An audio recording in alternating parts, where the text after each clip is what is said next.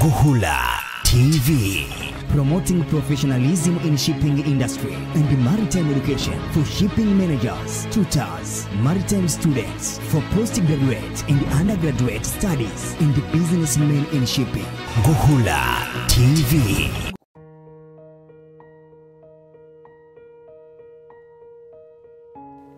Hello, I'm Julius Nguhula, the Fellow of Institute of Chartered Shipbrokers from Dar es Salaam, Tanzania. After hearing questions for a long time, today I want to reply on what to do when a bill of lading is lost.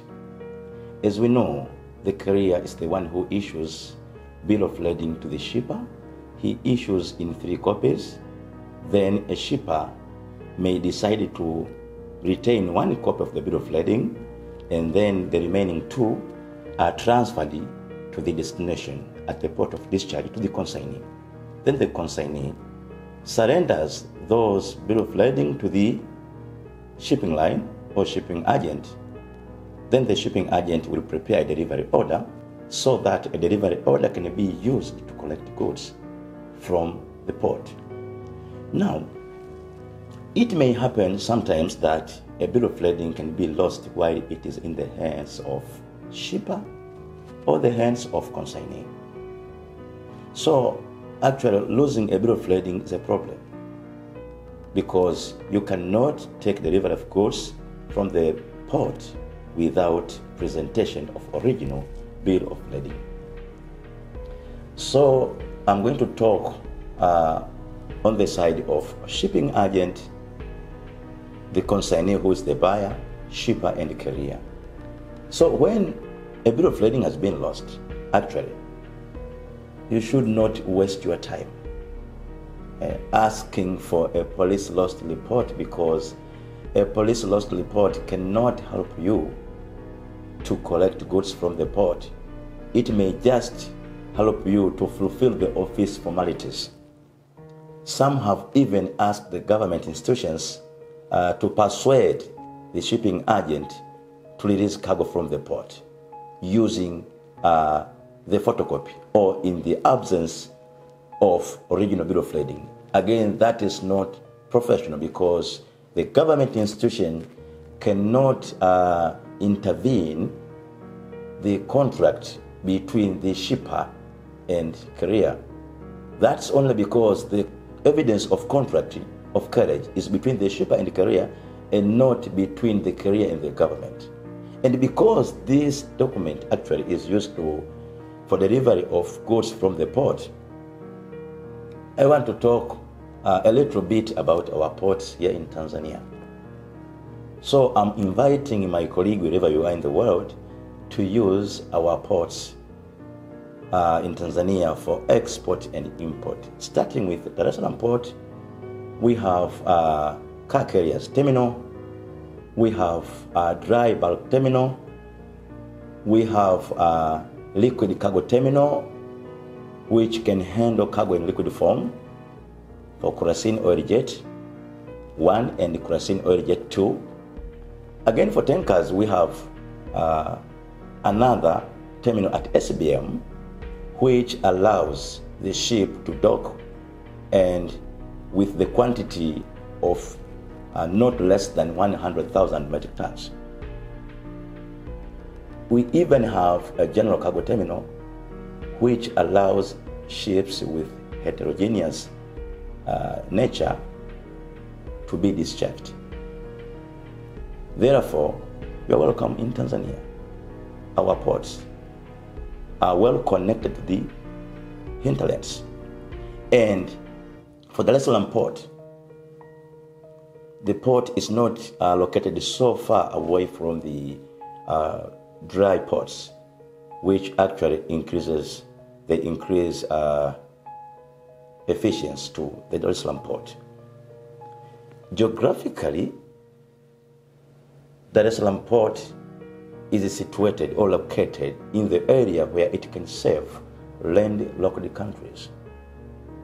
So landlocked countries are benefiting even from our ports as well. We even have Mtwara Port, which exports cashew nut in the cashew nut season. It is also used for export of coal, and in the very near future will be exporting other types or other minerals. Again, it has the facilities to discharge oil from tankers. We have nice port also in Tanga, which the government is still innovating from time to time. So you're welcome to do business in Tanzania. The reason as to why I'm inviting you is because we also have political stability. Needless to say, we also have inland waterways. We have Lake Victoria, we have Lake Tanganyika, we have Lake Nyasa. Those are lakes to serve or to provide transport services for marine transportation. Now, coming back to our question, what to do when a bill of lading is lost? As I said before, that is, a bill of lading is an important document which is used to transport goods. It's a transport document for carriage of goods from one port to another, or one place to another if we consider a combined transport bill of lading. Now, for a prudent shipping agent, he will not rush when he gets a request from consignee that a bill of lading has been lost. He must also investigate clearly, but also he must advise consignee. Consignee must contact shipper. Then shipper will also contact with carrier. Then carrier may provide instructions to consignee as to whether he may release goods without presentation of original bill of lading or not.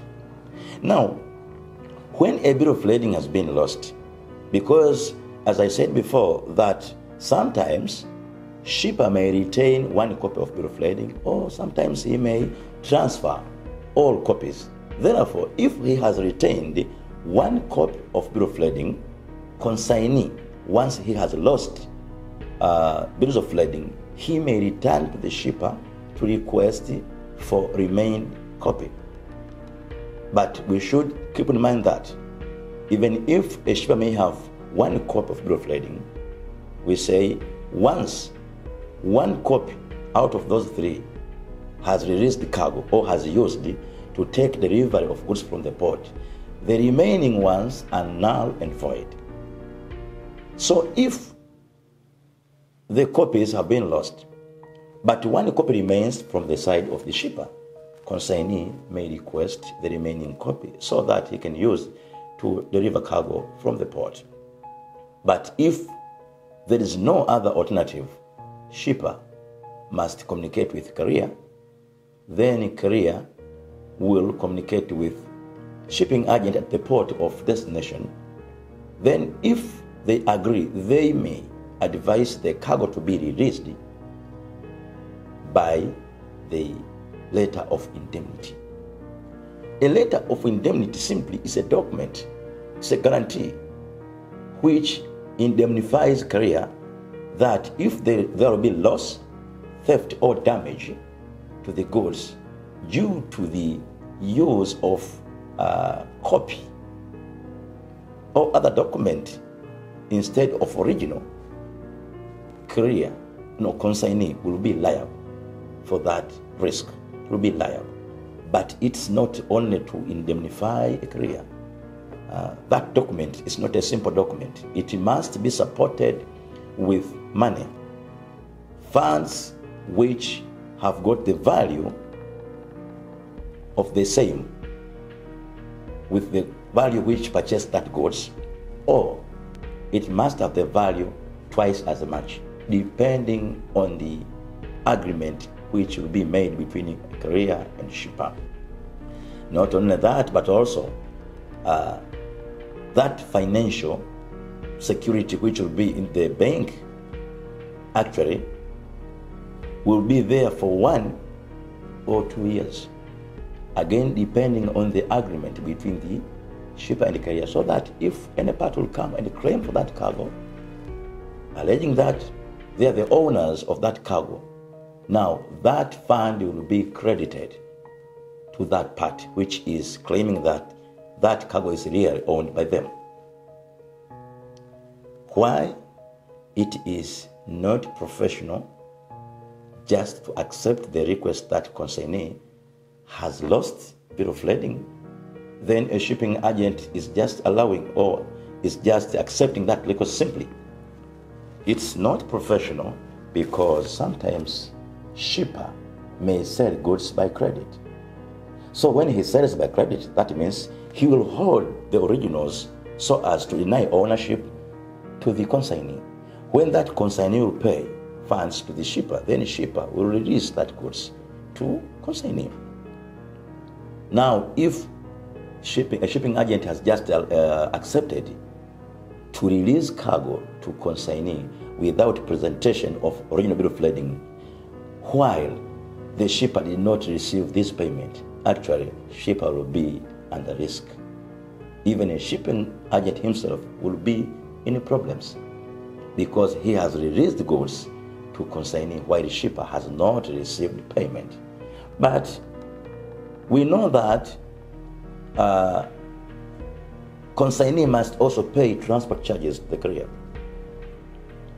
Now, when a consignee pays transport charges to the carrier, a carrier will issue a bill of lading to the shipper called a freight prepaid bill of lading. But sometimes there is an agreement between carrier and the shipper to take goods from the port of loading to the port of destination without paying transport charges or freight. And if that is happen, or if that's the case, now a bill of lading issued from the carrier to shipper will be called freight collective bill of lading, which allows consignee to pay transport charges at the port of destination. Now, when consignee says that he has no original bill of lading, maybe he may be escaping the cost for transport. Maybe he has not paid freight charges to the carrier. That's why he has not received what? Original bill of lading. I'm not trying to say consignee must be kidding or cheating. No. But sometimes there are very genuine cases which makes the bill of lading to be lost. Again, in international business or international trade, it's normal for a buyer to purchase goods using a letter of credit. That means the bankers, the seller's bank is the one to pay the shipper. But before the seller's bank remitting cash to the shipper, first, a carrier must issue a bill of lading to the shipper. Then the shipper, instead of transferring bill of lading to the consignee, now instead he has to surrender the bills of lading to the bank. Then the bank, the seller's bank, when they receive money, now they will transfer the bill of lading to the consignee. Once the consignee, the consignee's bank, now once the consignee's bank or the buyer's bank receives cash now from consignee, now they endorse the bill of lading to be used to take delivery from the port because they have already received their money. Now, if consignee has not paid funds to the bank and he just proceed going to the shipping agent that the bill of lading has been lost, that means cargo will be delivered from the port while the bank has not received payments. Therefore, it is advisable for a shipping agent just to advise politely consignee that he must turn back to the shipper so that shipper may also communicate with carrier. Then carrier will instruct a shipping agent at the port of destination. I repeat, for a prudent agent, he cannot accept releasing goods without presentation of original bill of lading. Though there are various circumstances which can enable goods to be released from the port without presentation of original bill of lading, which will be the next topic from today. Thank you so much. Thank you. The one-stop center for shipping and logistics solutions. Do you need help in cargo claim management, legal assistance in shipping business, calculation of ships to dam rate, chartering, ship or shipping management? Do you have cargo and you need a ship? Or do you have ship and you need cargo? Ship sale or purchase, marine insurance, maritime academic and on-job training or business coaching, curriculum development in shipping for undergraduate or postgraduate studies, maritime library, maritime research and consultants, cargo clearing, forwarding, transport and warehousing, shipping agents, liner agents and port agents and protecting agents, and port marketing strategies. Millennium Maritime Management Consultants Limited is the answer for your shipping and logistics solutions in Tanzania and overseas. You may contact us through email info@mmmc.co.tz, website www.mmmc.co.tz, mobile +255 7351 90074. MMMC One Stop Center for Shipping and Logistics Solutions.